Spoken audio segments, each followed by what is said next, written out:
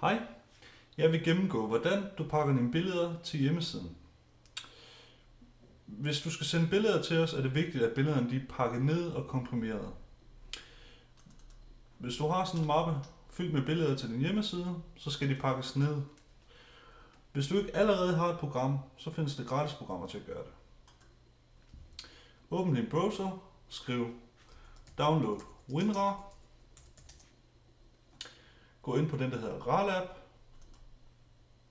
og så vælger du den danske version.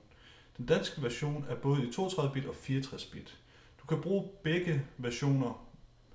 Vi kører med 64 bit Windows 8, så vi downloader 64 bit versionen af WinRAR. Når den er downloadet, vælger du filen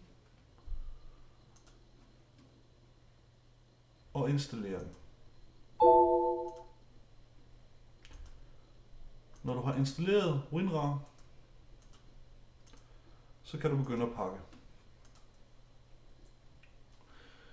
Det du gør, det er, at du klikker på den mappe, som du har billeder i, højreklikker, går ned og vælger føj til arkiv. Når du har trykket føj til arkiv, så får du mulighed for at vælge arkivformat. Her som standard står den på RAR. Her er det vigtigt, at du vælger ZIP. Når du har valgt ZIP, skal du vælge en komprimeringsmetode. Den står på normal.